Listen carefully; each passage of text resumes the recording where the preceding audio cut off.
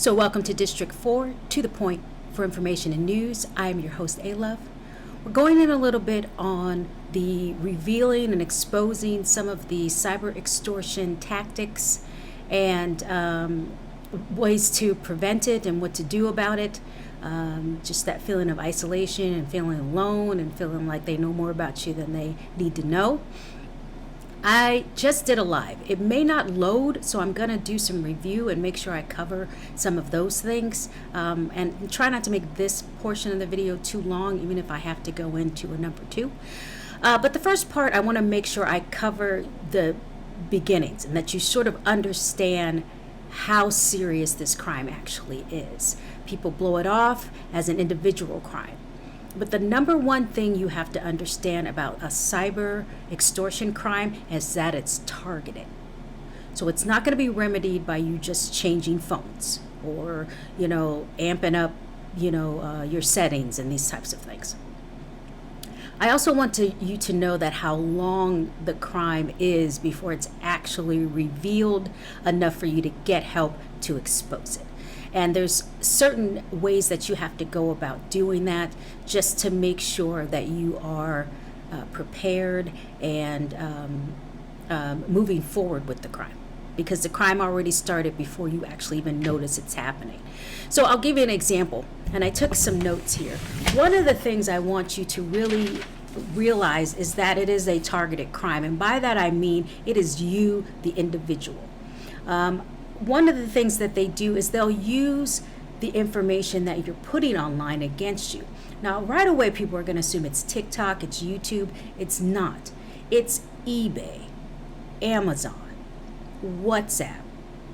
It's things like Facebook, the old accounts that you probably don't nurture as much as you do the new ones. They're also privy to a lot of the older forms of security. Okay. Gone are the days where you just use your password, that's it. So what they end up doing is, it's like, I always likened it to sales, where you're building a pipeline of people with one main, sometimes what they call a big whale, the person that they think is going to extend to them what they're wanting. It's also, extortion by definition are defined as products, but that's not necessarily true. Sometimes when these cyber criminals or these sort of extortionists come from other countries, the ethics are different, the thought processes are different, and the level of caring about the person is different. You're able to distance yourself. So there's a lot of bullying going on in that. There's a lot of kind of game playing to get you to comply. So also, when they're dealing with these accounts, what they're looking for initially is not to extort you right away. They don't want you to know they're there right away. What they want to do is gather your information. They want to know what you're buying. They want to know what you like. They want to know what you don't like. They want to know who's close to you, who's talking to you, who's spending time with you. And they're also wanting to know what accounts you're using. So are you using T-Mobile, or are you using Sprint? Are you using Verizon, or are you using, it's to gather. Another thing you want to notice, and please note, it is very important that you realize that they pay people to be near you. So let's say the main cyber extortionists come from the Philippines and Nigeria, places like this. But they can pay people, and they do, often teenagers, 17-year-olds, 16-year-olds, younger people that are better versed in computers, but also that live where you are. They target major money areas. So that's places like Los Angeles is super huge in getting cyber attacked and getting extorted through cyber means. I did not know this. This is very insightful, but it is information that I have learned. Now, my sources come from cybersecurity experts and people that work in this field. I did some surveys with them, and I got some information from them, and then I gathered the information and put it into sort of a how-to protect yourself kind of kit. Once you realize it's targeted, it's not enough for you to just change your phone. What they do is, this is their job. They are an enterprise. So cyber crimes aren't some guy sitting behind a computer hacking people. That's like old school. That's probably how it started.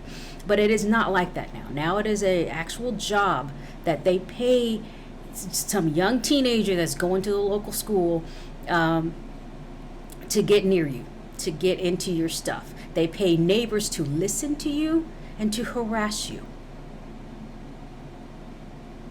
And this is in order to get the money out of you. They have to mess with your mind to get you to get scared enough to give them the money. It's also designed to protect them. They don't want people to know who they are.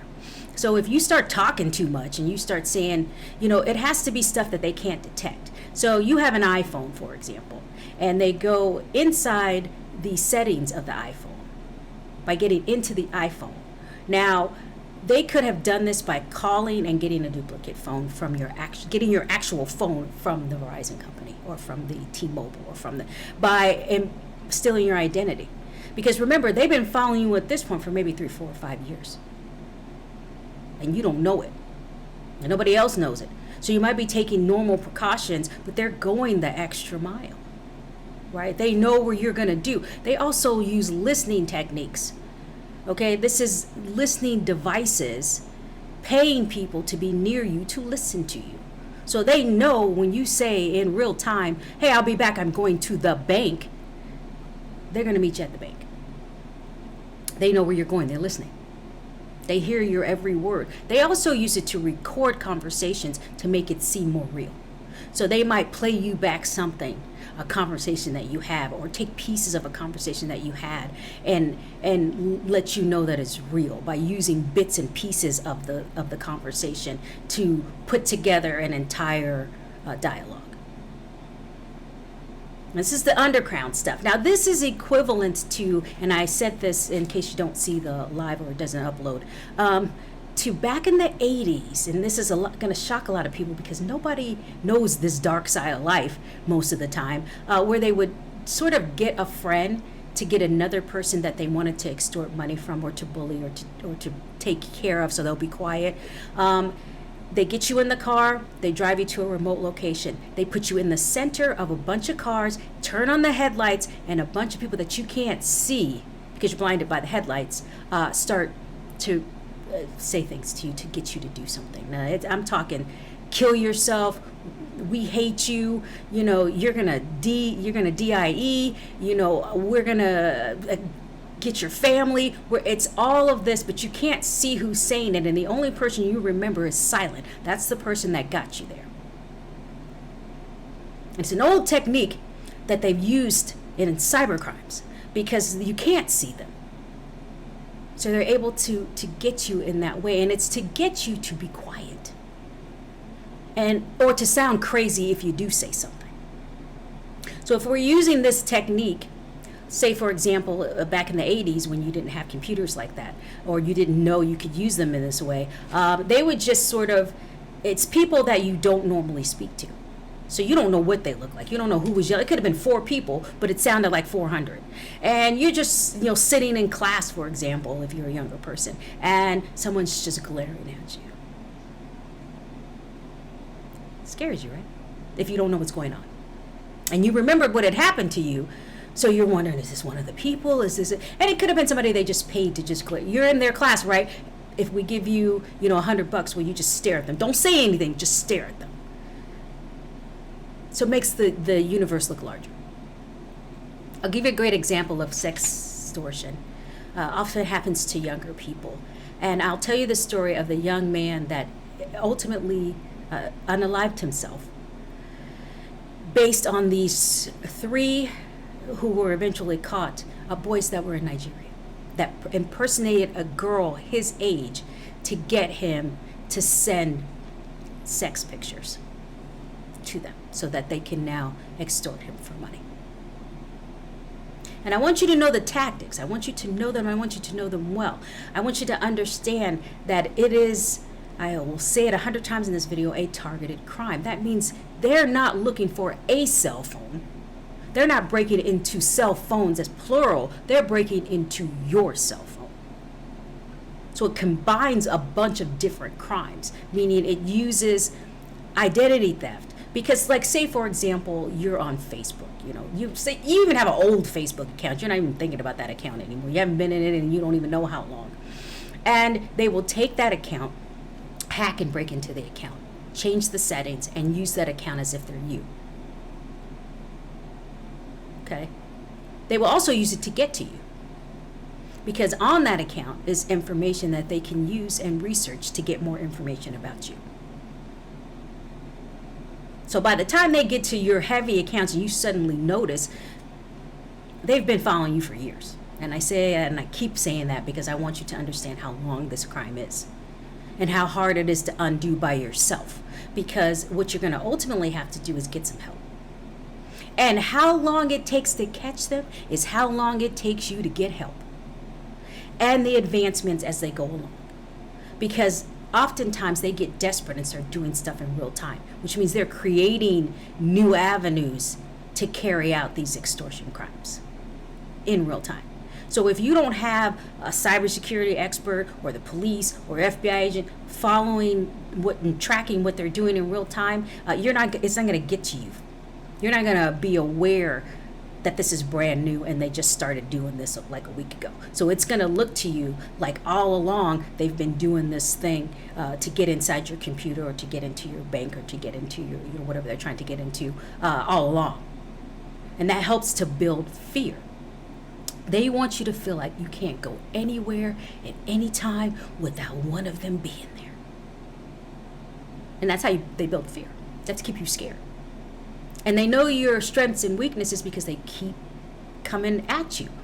They may call relatives if you're not protected in that area and your relatives don't know what's going on. They may make it so you seem crazy to relatives. I have an iPhone and I come to somebody and say, somebody's in my phone. They're going to be like, what do you mean they're in your phone? I mean, they're in my phone like somebody's controlling my phone. You sound crazy to your family, to your loved ones, to people that are not well versed in even IT, let alone anything else. And they want that. So they want, if you tell, people just chalk you up as being paranoid or crazy. And I want you to know you're not. It is a tactic. It is true. So you have to go to people that know that that's what they do. They meaning the cybercrime, the cyber criminals, the extortionists, right? A lot of those methods that they're applying to the computer were actually done in person back in the day.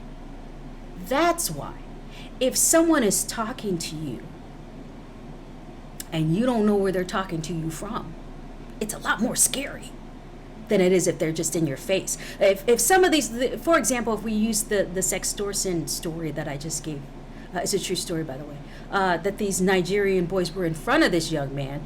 First of all, he was bigger than them. And second of all, he would have been like, get out of here. I'm not giving you anything. I don't care how much you threaten me. It's the mystery of keeping you surprised. Say, for example, you may be going to go on your phone and it starts to light up automatically. Well, an IT person will automatically know that there's something going on with the phone. You're being hacked in some way. A cybersecurity person knows the source of that. That's their job. And a police officer will know how to prosecute and start tracing so they can get to them. But you as a regular person, you don't have any IT experience. Let's just say you're just a CEO. You live in Los Angeles, one of the main places they love to look for people, right? It's an expensive place to live. Most people have a lot of money there, or you're doing a great job that's bringing you in money. You're a CEO. They see you have a Facebook page. You post yourself at the bank, with the bank in the background. You don't even know it's back there. So they're looking for clues like this. And then all of a sudden, you start having weird blinks on your phone. You thought you had your setting for security set, and then now it's not set, and oh my god, I can't remember, I didn't have time, maybe I forgot to hit it. Stuff becomes missing. I thought I had this picture here or this video here, and this video now won't. And to you, these are just happenings, things that you may be not thinking about, and the idea is to keep you not paying attention. You can't sit and stare at your phone for 24 hours a day, right? You're going to be looking, and then you're going to be like, man, I thought I set the security setting already. You go back and set it again. And then a couple weeks go by, and then all of a sudden your face recognition is gone. That cyber extortion. That's how they continue to get you. So by the time you're sucked in and they reveal them, they don't ever fully reveal, but they reveal their intent.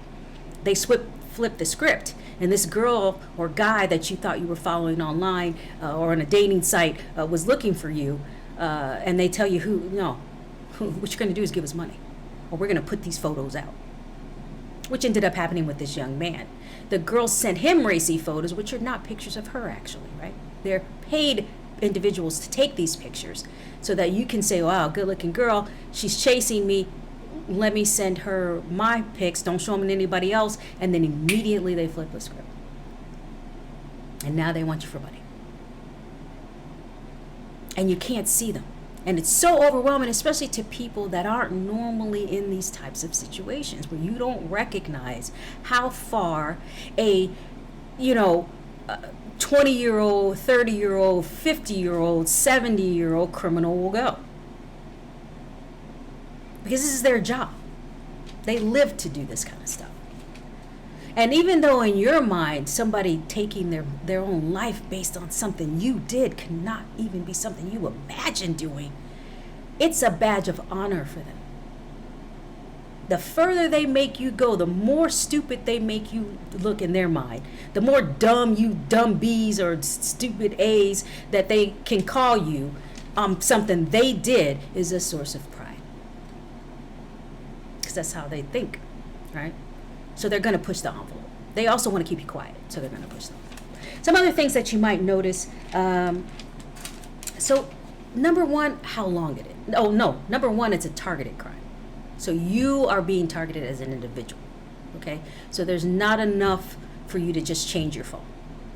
They're going to have your name, your information, in some cases social security number, bank statements, anything that they could have gotten from you, especially if you're a person by mail.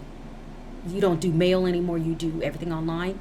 Yeah, they're getting into that stuff. They listen, so they can hear what you're saying. Even if you think you're home alone and you're targeted, they're listening. Whether they're using your own microphones against you, by hacking into your stuff that has a mic, via your television that's a smartphone, smart television, a smartphone, a computer, a combination of all of them to amplify that sound. And you go in there and give out your bank statement online because you're paying a bill. 4568872, expiration date 63. Last, what are they looking for? Those codes, that CV code. Oh, 666. 666. We got her stuff now. We got his stuff now. You see? And the money will get people to do almost anything. Not everybody.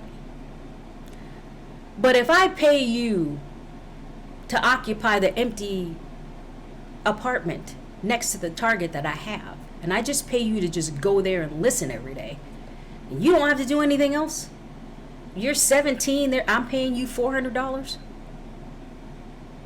a day or every time you're there. You're criminal minded and getting in trouble anyway. You're not spending your time at school half the time anyway. You're going to go. Because in their mind, $400 is like, oh my God, like what? You're willing to pay me this much? It's because of how much they're actually making. They're just using you like criminals do. You're cheap labor. Okay, so these are the type of things that they're doing, and I want you to understand the extent of it so you know how serious it is. So let's say this is going on for 4 or 5 years, and then you finally say, let me get some cybersecurity help. Now they have to go back and then forward. They're going to start monitoring right away, but remember, now they have to race against all of the information that they've already gotten about you in the last 5 years when you decided not to get any help, or you didn't think there was any, or they scared you enough to keep you quiet. So that would be number two. Number one, it's targeted. Number two, as soon as you think something is going on, you seek help. A, because you can get a track record.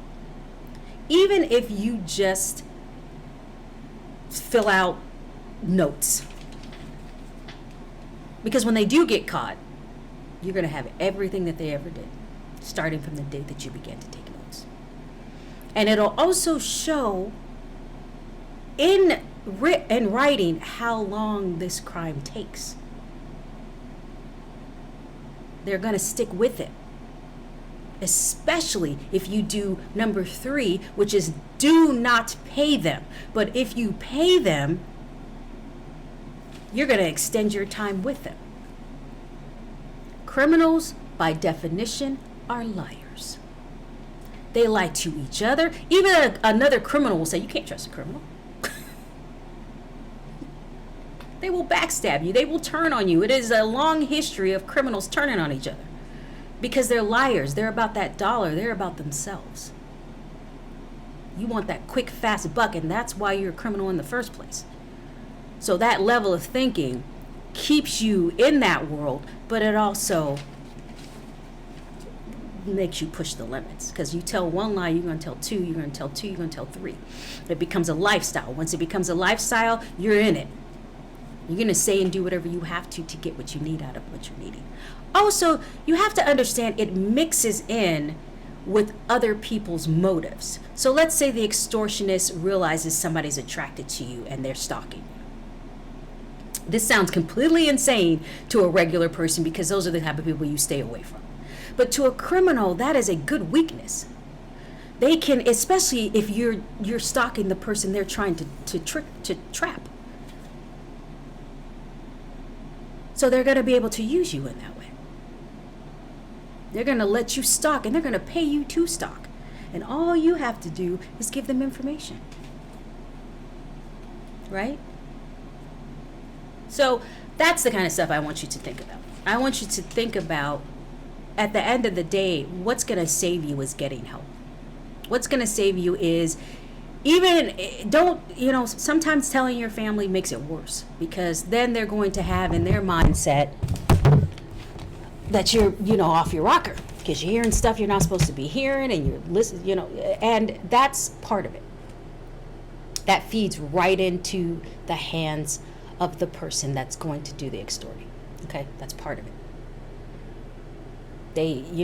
Now you feel even less likely to get help. But if you go to someone that's versed in this area, and now because this is such a large crime now, you're going to get the results that you're needing, which is to get them prosecuted.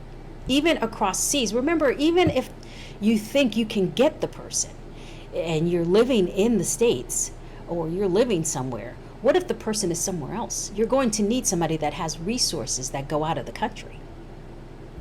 If they're in Nigeria, which it happens very often, if they're in the Philippines, which the number one person in this business was a female from the Philippines.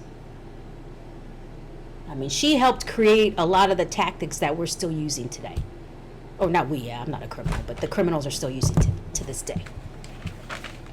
And I won't go too much into the details because I don't want to give them ways to counter it. I just wanted to make the consumer aware that you're not crazy, that you do hear what you're hearing, that somebody is in your phone, even if it's an iPhone, that you do have people listening to you, and it may not be the government. It's probably, if it's coupled with you eventually getting an extortion somewhere, now it's not. And sometimes it's just emotion. It's using people that are connected to you in some sort of distorted way against you. Using money. Okay. And some of these people don't know you at all. They just got paid that day in real time to get close to you in some way. All right.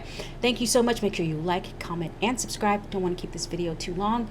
And then make sure you check out my live if it posts. A lot of this information you can't hear too many times. All right. Send me questions if you have them. Thank you so much, you guys. I'll see you next time.